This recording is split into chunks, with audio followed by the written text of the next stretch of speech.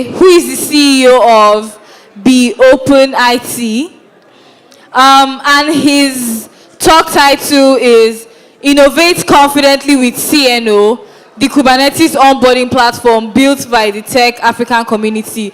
Please give it up for Aliyu.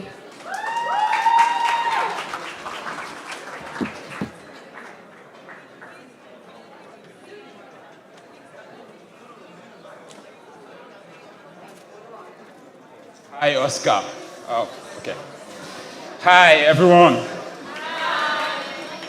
Nice.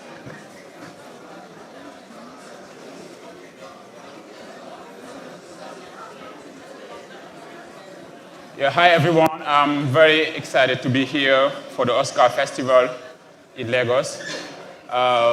Today I will share with you CNO, the Cloud Native Onboarding Platform, which is our newest innovation at the Open IT, and it is also a contribution to open source of the tech African community.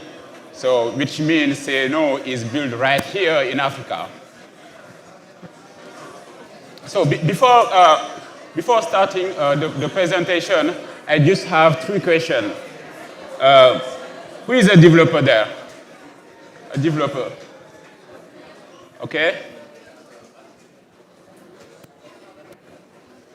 Okay. Who is a DevOps or S3 engineer? Okay. Oh, guys, you don't help me. So, okay. Who know Kubernetes? Who know Kubernetes? Okay. Okay. So, I'm from Senegal. You can hear it from my voice. Since a very young age, I always want to be very good at technology and to try to find a way to help and empower all my African brothers and sisters to put Africa on the map of the world of technology. So I start being very active in open source in 2015, and my first contribution. So my first contribution to an open source project was with the Docker project to introduce stateful volumes to Docker with the Flocker driver. So then I start to help large companies to adopt Kubernetes. So most of the use cases of these companies are related to innovation speed. So most of the use cases were like, okay, how can I deploy faster? So how can I have an idea, develop it, and also, release it to the market? So after helping a lot of companies to adopt Kubernetes, I come to a general conclusion, which is most of the time, these companies are not having, the innovation speed that they expected with Kubernetes. So this is a general problem. So then I start to find, okay, what's the problem there? So, and then we know we highlight the problem. So the problem that is most of the time you have IT teams. It can be S3 DevOps or security teams that are adopting the new technology, but they just adopt it and that's it. The others teams are not onboarded.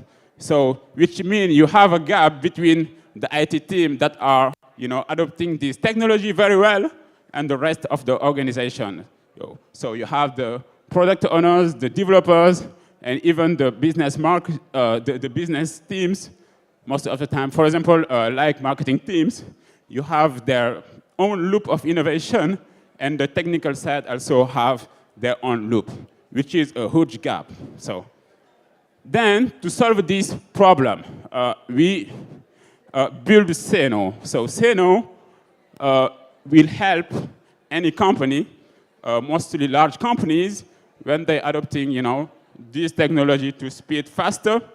CNO will help them to have a real innovation loop.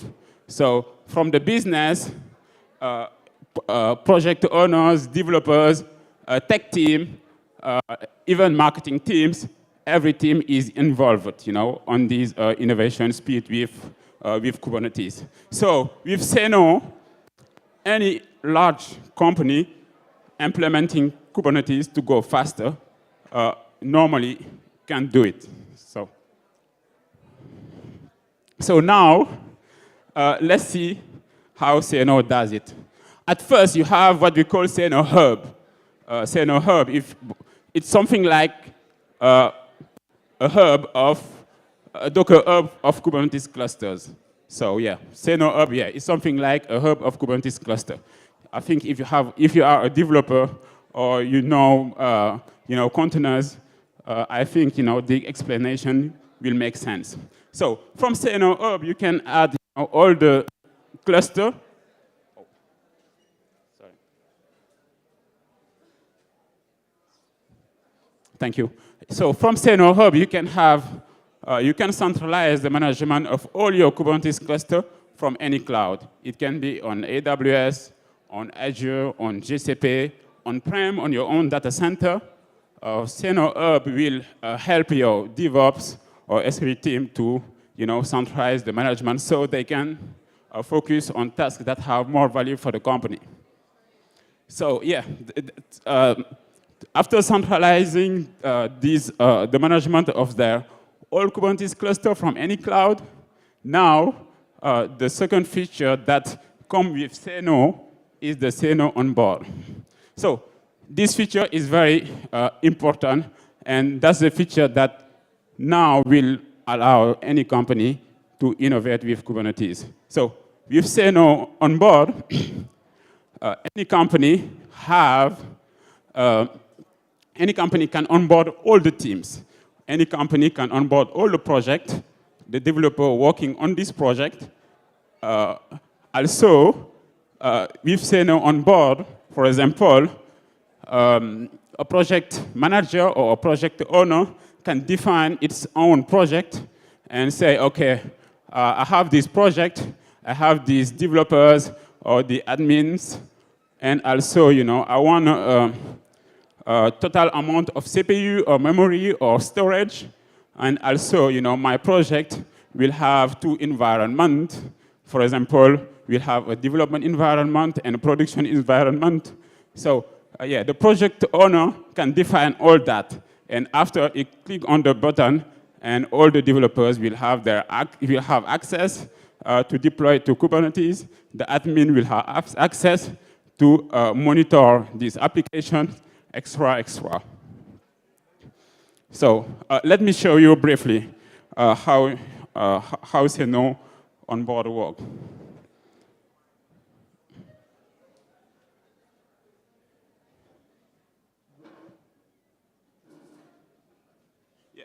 At first, we have Seno CTL. Seno CTL will help you to do anything you want with Seno.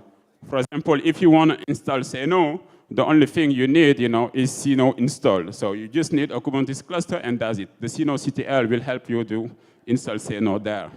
And after that, if Seno is installed, now you can log in to Seno. It looks like this. So you can add all your cloud providers. For example, here, I have two cloud providers. I have AWS and Azure. You can add, if you have, for example, Google Cloud, you can add it also. And then from Seno Hub, you can register all your Kubernetes cluster from this cloud provider and centralize the management. So that's the Seno Hub.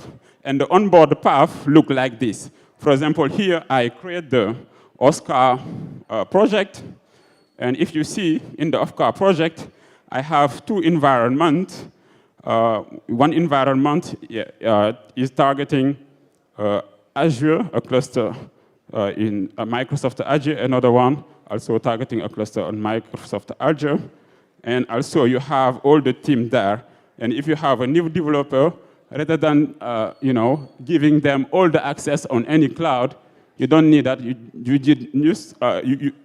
just need to give them access to say no, and that's it. So, the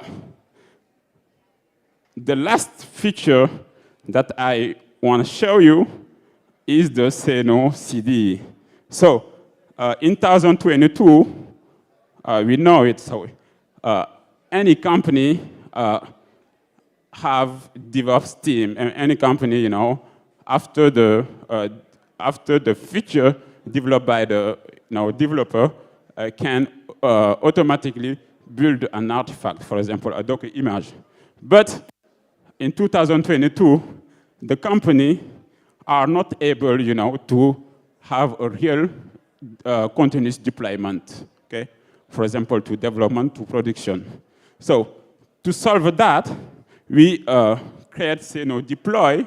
Say No Deploy will help any company to experiment this feature with, for example, Canary, Blue Grid, and A/B testing advanced strategies. Okay? So yeah, we don't have time to go deep on more deep on that, but so yeah, okay. At the end of the presentation, I will give you a link, and then if you want to see more, I can show you, or my team and I will be happy to show you. So, to summarize, Say No, you have at first an AIM for Mighty Cloud. So, which means all your team members in the company need just to log in to Say No, and that's it. So they don't need to log into AWS, XR, just Say No, okay? And after that, all the team and project can be on board through Say No on board. And then, for any application deployed on all these environment, you can experiment a real continuous deployment. So, the roadmap. So we start building the MVP November 2019, and then at the moment we have some large companies using Say No to innovate faster, and the next month we will release it to a sandbox. It will be public, so I share with you this QR code. You can take a picture of that if you wanna, if you wanna see a demo, or if you wanna contribute to Say No. My team and I will be happy to welcome you on that. So thank you very much.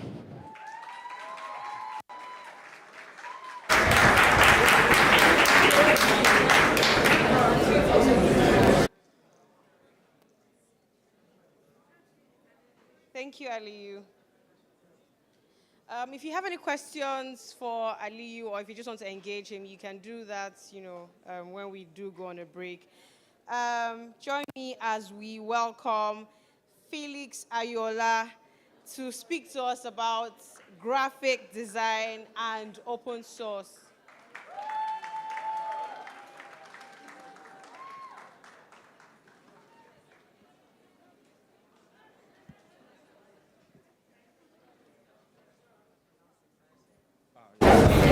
Hello, everyone.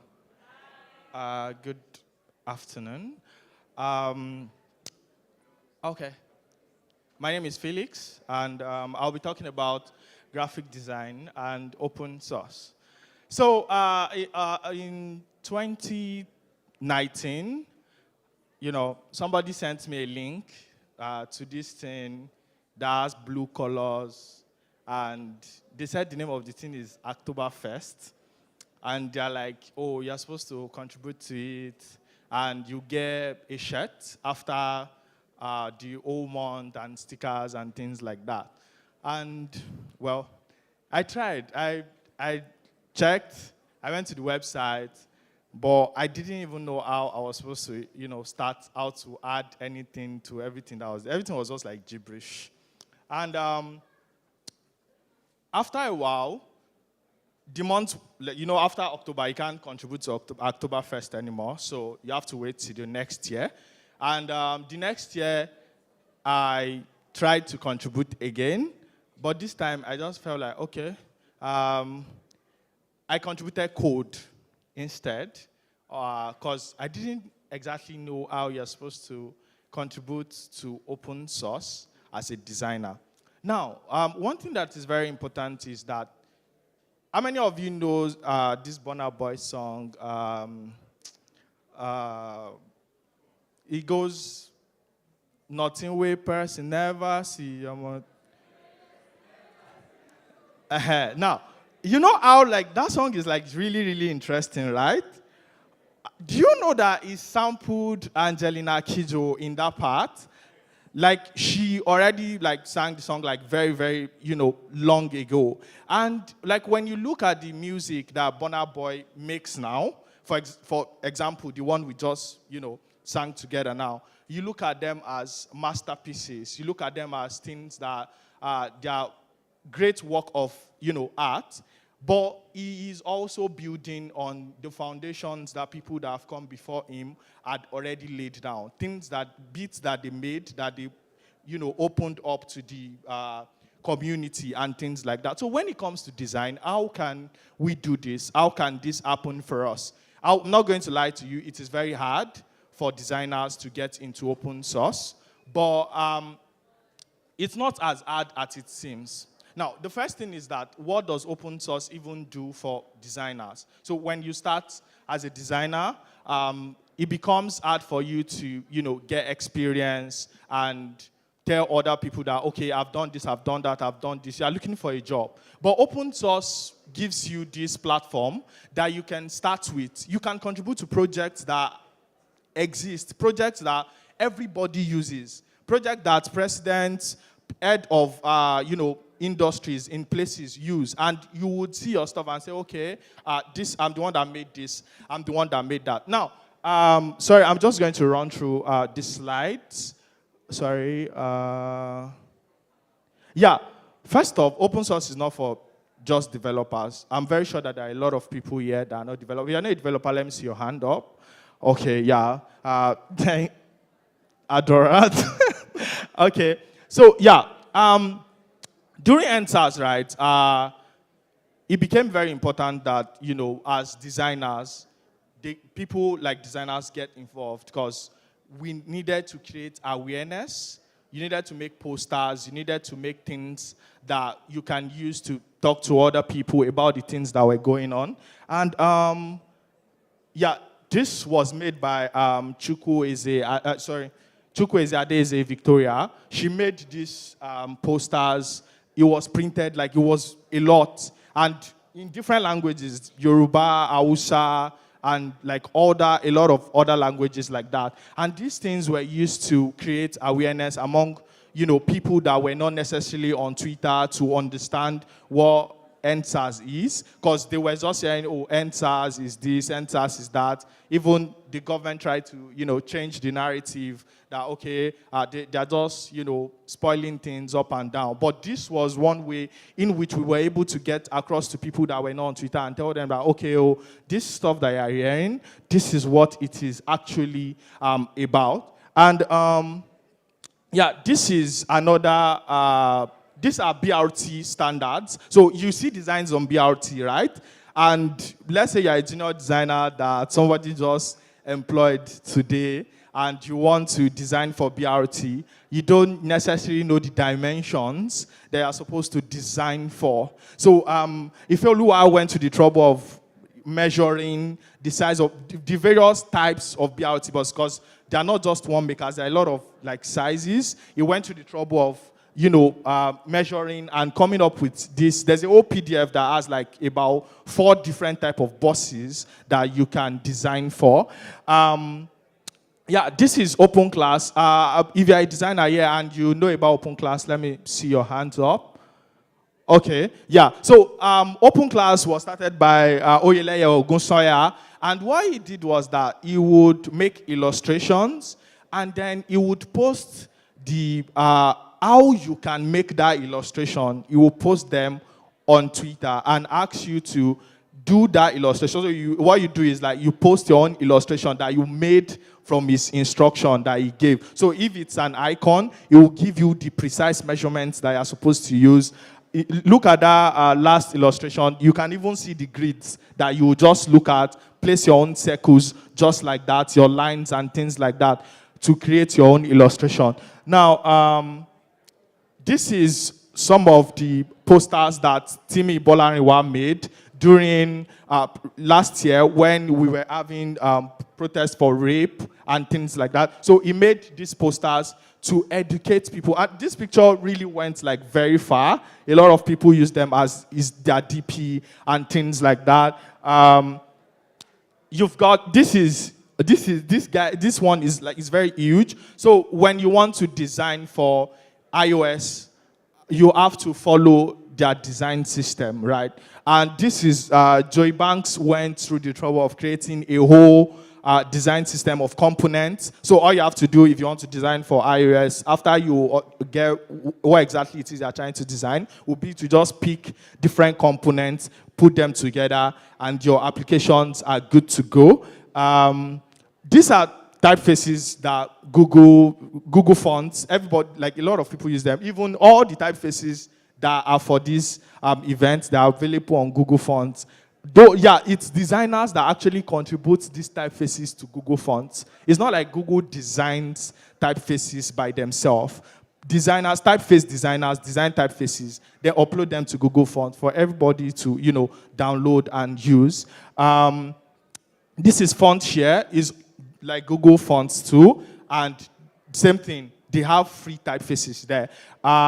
These are logos that Isaac Zara designed for various open source projects and communities. It does that a lot, and these are there are materials that you need to, onboard clients or manage your processes as a designer. They're supplied by Fungi Dube. So all these things, there are ways that various people have contributed as graphic designers, as designers to open source. So you don't necessarily have to wait till you can get a pull request on GitHub, or you can, the whole process is just too wild. You can start small. You can share your process. How do you onboard clients? What are your process? Some people have Notion frameworks that they use to get clients on board for their work. You can share that with people. That's how you contribute as a designer. You share that with everybody in the community. Say, okay, guys, this is how I do this. How do you do your own pricing? You can organize community events. You can organize tutorials to talk to people about all these things. This is how you contribute. When you see causes like NSAS, you see causes that you can contribute to as a designer. Not everything that has to do with open source has to go through GitHub. If you know that you have an issue using the platform, you can start like this. So when I started designing, what I used to do was that I worked with like tech communities, and when they have events, like they have tech events, I help them to make their designs for free. That's my way of contributing to that. So you don't have to wait for a structured stuff, because for the structured contribution to design, we spoke about it a lot at Sustain yesterday. There are a lot of challenges and there's a very long way to go as designers. Now, there is a platform called Open Source Design that you can go to. You would see a lot of issues, companies that need designers for open source projects. Some of them even pay for it.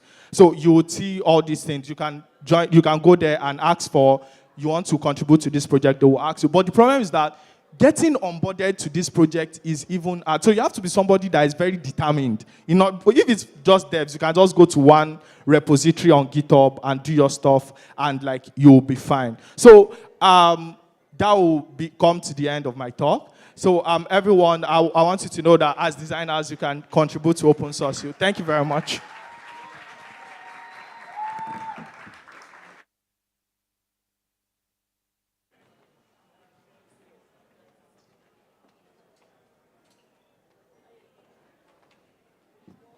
Thank you so much, Felix. Did you guys enjoy that?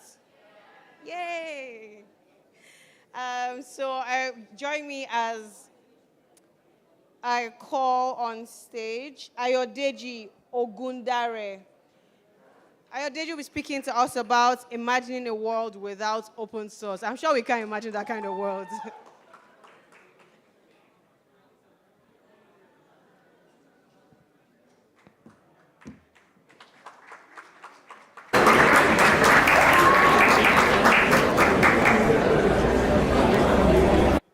Hello, everyone. Okay, first of all, I'd like to thank the organizers for these awesome events. But before I begin, how many of you have benefited one way or the other from open source? Kindly. Okay, so today's talk is just to take us through an alternate dimension, an alternate universe where open source doesn't exist. You know, there's a saying that you don't know what you have until you miss it. So this is going to help us realize the importance of open source. And maybe after this talk, you will, just like Adora was saying, you will find all the open source contributors, all the GitHub stars, and squeeze 2K in their hands because you've now realized the importance of open source. Okay, so my name is Ayodeji, and a little about me. I build, automate, and manage applications in the cloud. I'm a cloud developer. I build and manage developer communities. I haven't been volunteering for Google, Codecademy, WordPress, and Polygon. I'd also contribute and preach open source. Yes, I love food. I don't joke with my food. Yeah, so yes, what is open source? I don't want to define this because day one, day two, this is day two, you'd have known what open source is. So I won't, but open source in 3 words is just use, modify, and distribute. Those are the 3 keywords in open source. Open source is free to use, and you can also modify, and you can distribute. Those are the 3 keywords you need to know about open source. Yes, so, okay. All right, so we need to now do a simple exercise. Just pause for a while. Imagine yourself in a different dimension that there's no open source. Just pause for a while. Imagine there was no open source. So imagine there was no open source. Think about it. It's something like, okay, what about if there was nothing like open source? You exist in another dimension that the word open source doesn't exist. Okay, so after coming back from that terrible experience, so this alternate universe, just think of, okay, what about if I exist in a place where there is no open source? So imagine all these open source applications, open source projects doesn't exist. Linux doesn't exist, VLC doesn't exist, Python doesn't exist, Firefox doesn't exist, PHP doesn't exist, or Kubernetes or VS Code. To be sincere, there will be most tech bros and tech sis we have in our midst. I'm sorry to say, we will not have a life. Because Linux actually helped a lot of our very most prominent tech movers to be what they are. And also, VS Code, almost all of us have used VS Code. Almost all of us. And so many people and their lives have been changed by these open source projects. Also, Python. If you're a developer, imagine there was no Python. So I'm going back to Linux. Just imagine there was no Linux. Probably so many Linux supported applications like Android would not have existed. So just imagine, we have Apple as the big boys, big players, and Android was built on Linux kernel, and it makes smartphones way cheaper. You can just get a smartphone of maybe 40K, and you're a smartphone user. So open source made that happen. Android is an open source operating system. So all these open source projects would actually imagine they don't exist, and that will help you realize more how important open source is. So open source is arguably the best thing that happened to the tech ecosystem. It's the best thing that happened to the tech ecosystem. You can take it anywhere. If there was no open source, there would not be OSCA fests. If there was no open source, there would not be so many things. So, yes, the earth is open. Yeah. Why I say this is that, why the earth is open source is that you are giving, everybody's on this earth, and you are free to make your decision. You are free to craft your own life and send a pull request. Yes, so the earth is open source, open for everyone existing on this planet. So you are free to design your life the way you want, make changes to your life, and make a pull request. All right. So now, what's next? Now that you've known what open source is and importance of open source, what do you do? The first thing is you learn. So you can go to opensource.guide to learn about open source. You learn about open source. It teaches you how to learn and how to contribute to open source. So you can find everything on that website. And also teaches you how to advocate for open source. So I'll go back to the website again, opensource.guide. Gives you all these resources on how to learn, on how to contribute, on how to advocate for open source. Yes, so I have an open source project I would like to introduce, Open Source Gist. So it's an open source project we are kicking off soon. So if you're interested, it's called Open Source Gist, and it's going to be a platform whereby open source projects would be highlighted, open source work will be highlighted, any kind of open source contribution at all. So if you're interested, you can go through this link. Yes, so thank you, and that is my talk. So you can follow me on Twitter and connect. Thank you very much for listening.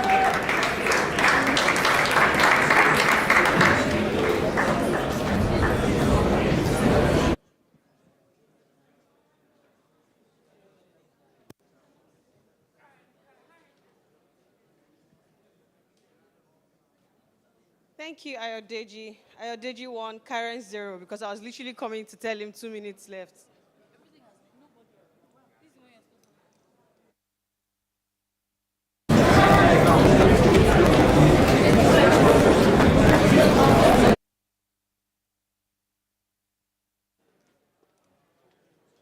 Guys, please join me as I welcome Cheku. Please, I am so sorry. Chekube Peters, who will be speaking to us about how communities can contribute to the growth of the next billion creators. Good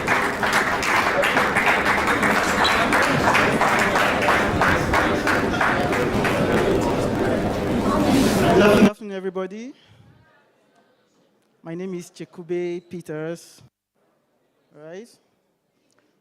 How many of us are starters here? Newbies? Newbies, let me see your hand up. Okay, very good. So, Adora, please. I know you guys might have made your smart moves, your smart plans like Sabinus. Probably you enter tech. In the next 3 months, you get a 2K doors job and a MacBook you post, and Samson or Adora will like and retweet and all that. And forgetting that there are so many things behind it. Anyway, I'm here to walk you through what you're going to see through in your journey. Okay, I am Chekube Peters, and I am a product designer. I'm a community lead and manager, and I love food and I cook a lot.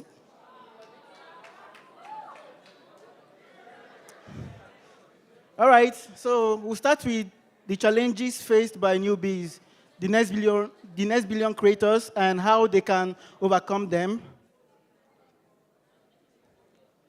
Number one, access to mentors. You know, me in particular, I faced this problem as well. Why starting up, that was 2018, and I started with graphic design, and I didn't know how to go about it until I was exposed to mentors who walked me through it. And okay, two, getting help while stuck. Three, access to learning resources. And four, staying focused. So we'll go through it.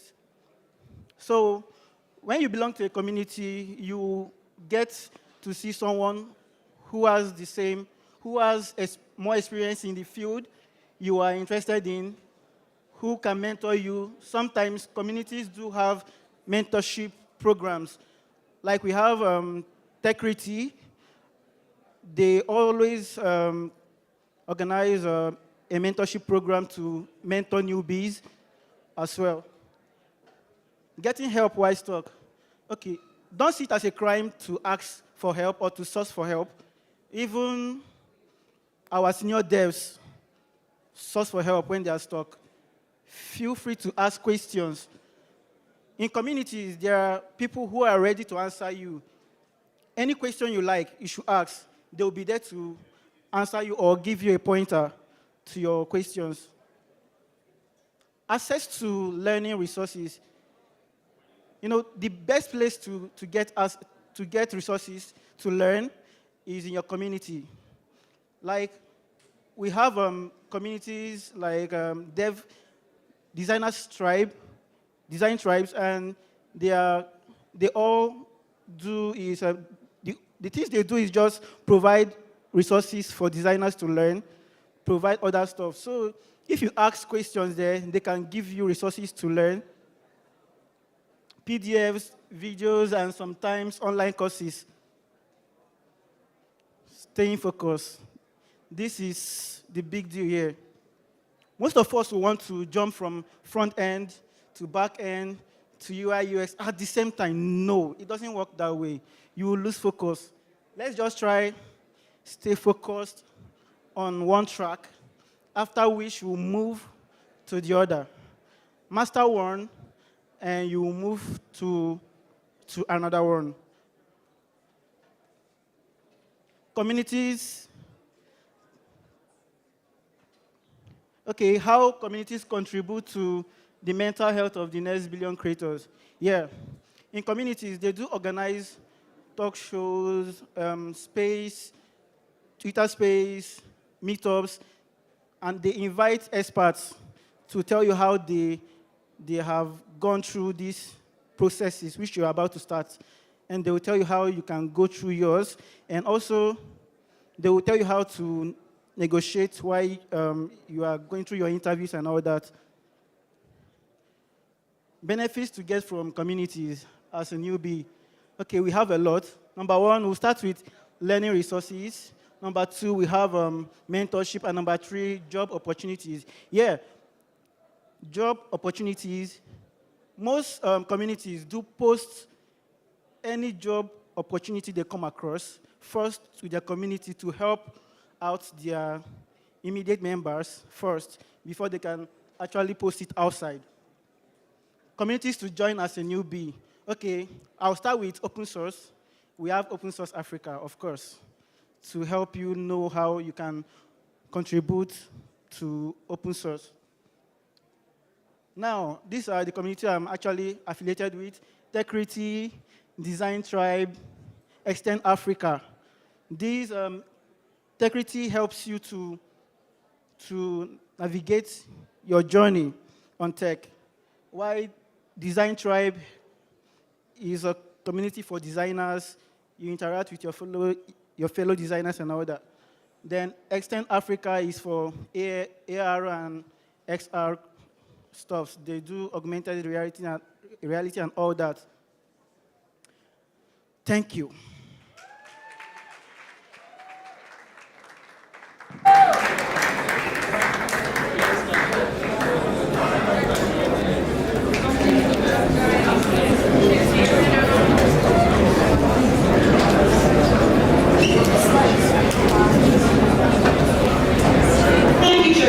I'm sure that after after today, I would never not be able to pronounce that name. Like, I know it now.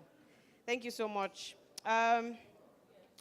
So our next speaker is the CTO of FINCRA, Kazim Noibi, who will be speaking to us about reliable payments APIs that incorporate local and international payment functionality into apps.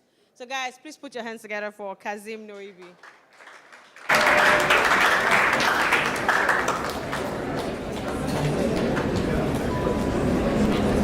Hi everyone, good afternoon.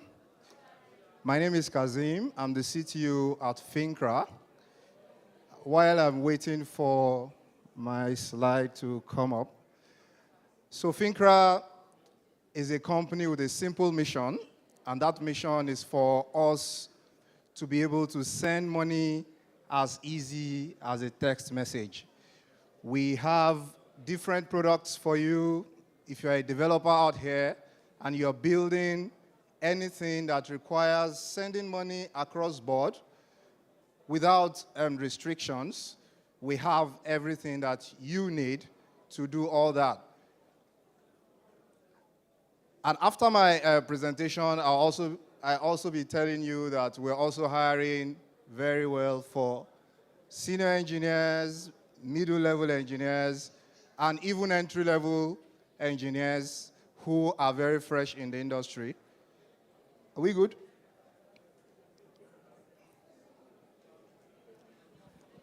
Okay, so let's talk about some of our products. One, we have a product we call Collections. If you are building anything that requires, okay.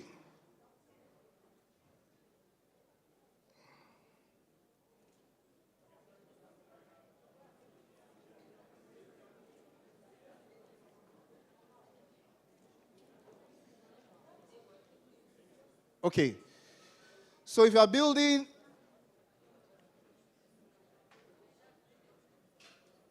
so some of our products include payouts and transfers.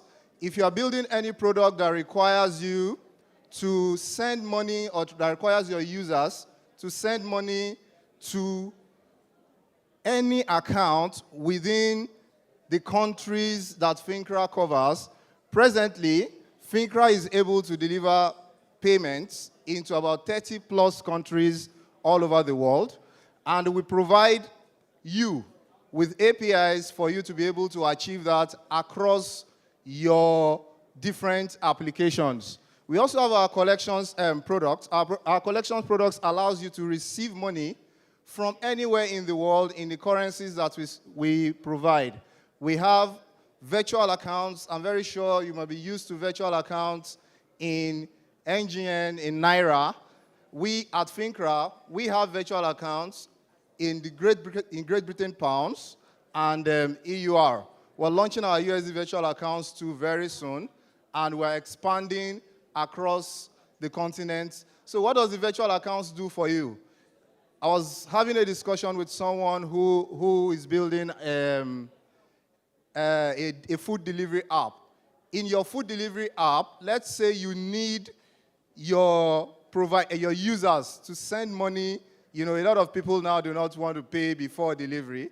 They want to pay after delivery. Instead of you getting the riders to give their own bank accounts before they to collect money on your behalf, you can actually generate virtual accounts using the FINCRA virtual accounts APIs per transaction, and we'll give you notification on the status of that transaction, and you can close the deal right there. You have your money in your hand. You're not chasing anybody around for your collection.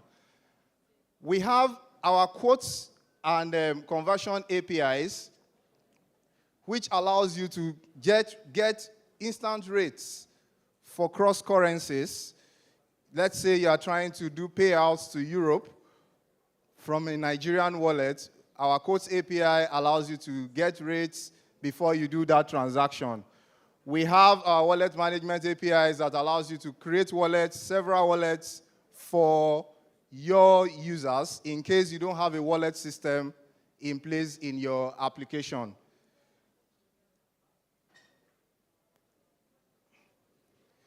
So what do we assure you of? FINCRA assures you first of security. We are PCI DSS certified. So in terms of security and infrastructure, we have something that can take care of your transactions at scale. And we have platforms that gives you the capacity to manage your operations and your transactions at scale. We have a personalized customer service that allows you to communicate directly with our customer service team in case you have issues during your transaction processing. So let's talk about the use cases for FINCRA. Global businesses, travel agencies, and hospitality businesses. If you're running a travel agency and you need to collect money, let's say you're building a platform that helps people to do tourism in Nigeria, maybe foreigners who wants to come to Nigeria to see our tourist centers and the likes, and you're building a platform for that, we can provide APIs for you to receive payments from Europe and help them while you take care of the business side of things. If you're a fintech, you're a digital bank, or payment service or money transfer providers, we have APIs that allows you to do all that you need in terms of collections, in terms of transfers, and every other thing that you need. If you are running health technology, you need to collect payments in your health technology apps, in your health tech apps. We have everything that you need. So feel free to reach out to us. We are also building a developer community where you can reach out if you're an engineer, you're a developer out here. Please feel free to go to our stand there and register and join our developer community. Lastly, we're also hiring for engineers. We're hiring. FINCRA is a very good place to work, and I can confirm that 100% to you. You have the opportunity to grow in a team that will help you grow career-wise, and we're a full remote team. So if you're an entry-level engineer, you write PHP, you write Node.js, and you even do database, and you do infrastructure, quality assurance. Let's say you just finished your trainings in your coding schools. Please feel free to reach out to us. We are willing to take that bet on you. Thank you very much.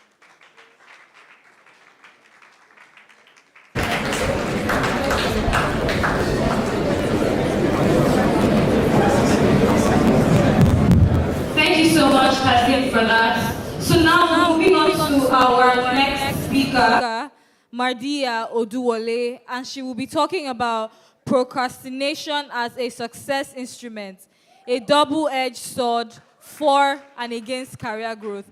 Please help me applaud her as she comes to the stage. Thank you.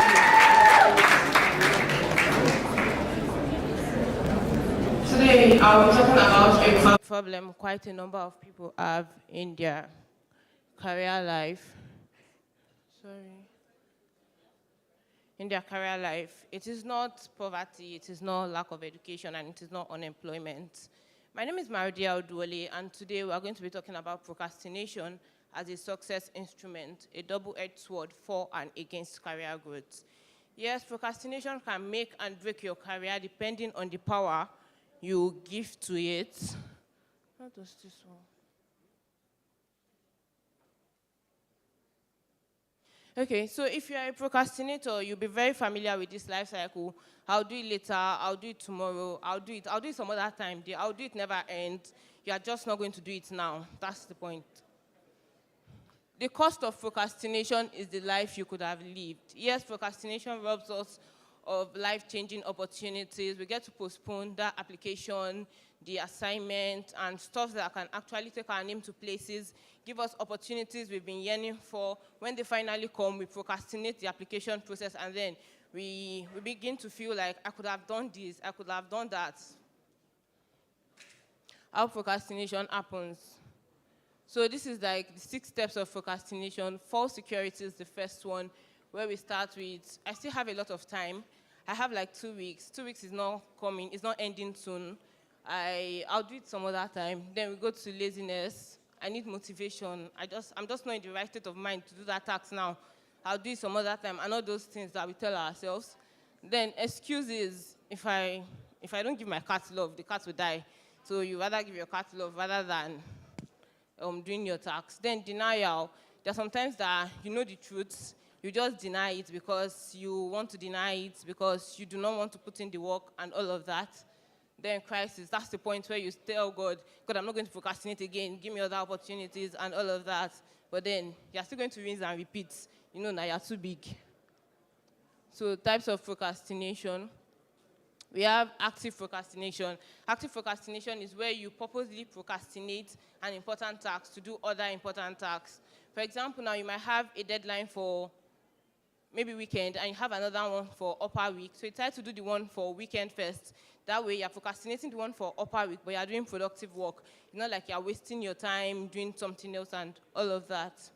So active procrastination involves deliberately postponing decisions or actions in order to use the pressure of a near deadline as motivation to get things done. So active procrastination can be done effectively using the implementation intention. I got this from Atomic Habits, written by James Clear, so I strongly recommend the book.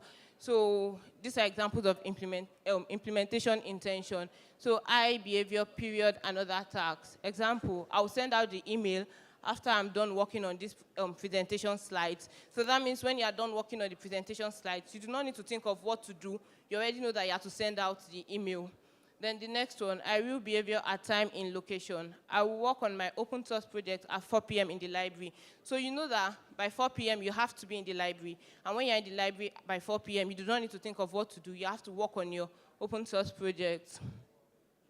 So active procrastination is best for people who love to work under pressure. Active procrastinators are able to complete their tasks at the last minute. Even with the fact that it's last minute, they still put in their A game and get the work done right.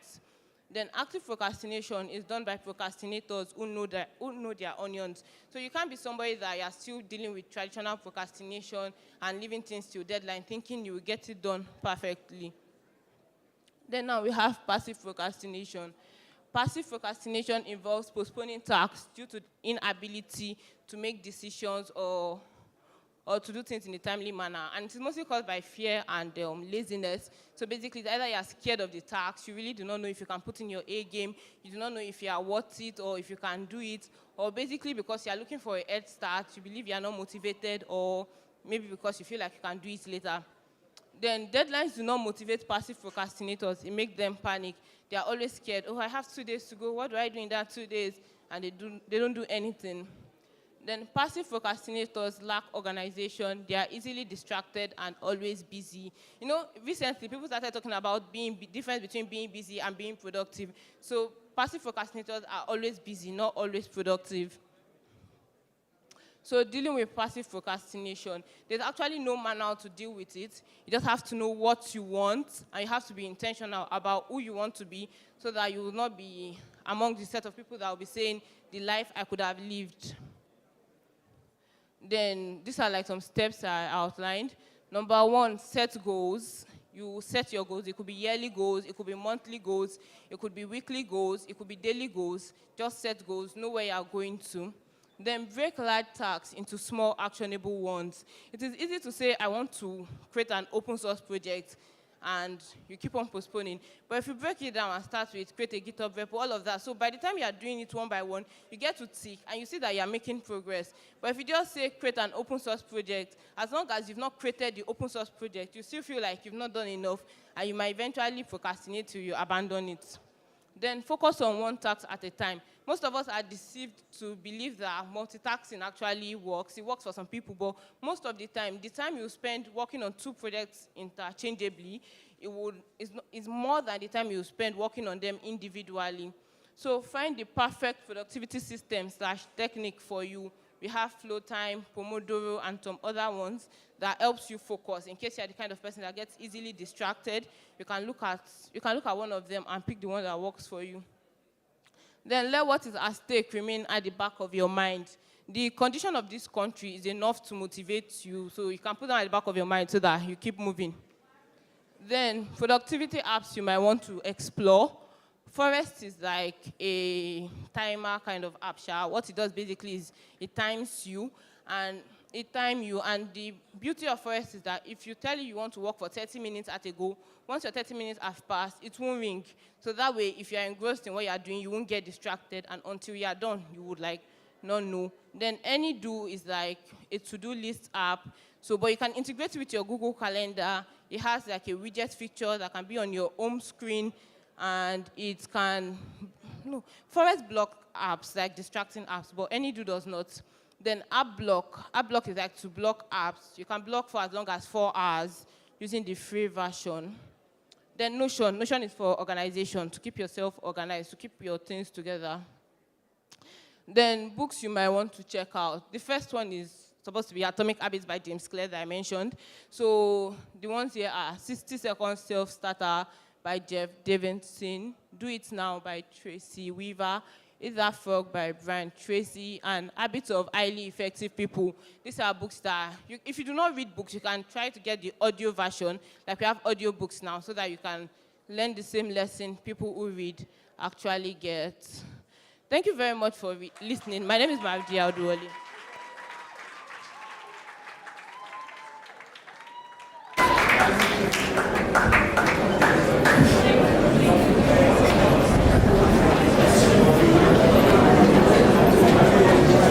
Thank you, Mardia. That was very good and straight to the point, really. How many of us are procrastinators? It's good to know ourselves. You thought I wanted to give one motivational speech right there, Abby? No. All right, guys. So we're finally at the hour where we all, go into the breakout rooms for the various breakout sessions. But first things first, kindly reload the schedule page. You're going to see the updated schedule in real time. Look out for the rooms that you want to go for. You can either ask people around you who were in attendance yesterday, or you can ask any of the volunteers for directions to the room. But please note that at 4:50 p.m., everyone is supposed to be here. Guys, we don't want to beg you guys. We're actually not in high school anymore. Please. So we need you guys to be time conscious. The first couple of breakout sessions will run from 3:25 to 3:40 p.m. The second ones will start from 3:40 and run to 3:55 p.m. The third sessions will go from 3:55 to 4:10 p.m. and second to the last, 4:10 to 4:25 p.m. and 4:25 p.m. to 4:40 p.m., which means that we all need to be at the hall at 4:40. Please, guys, can we do this? Can we do this? Guys, I need the energy. Can we do this? Are we excited? All right, guys, let's break out.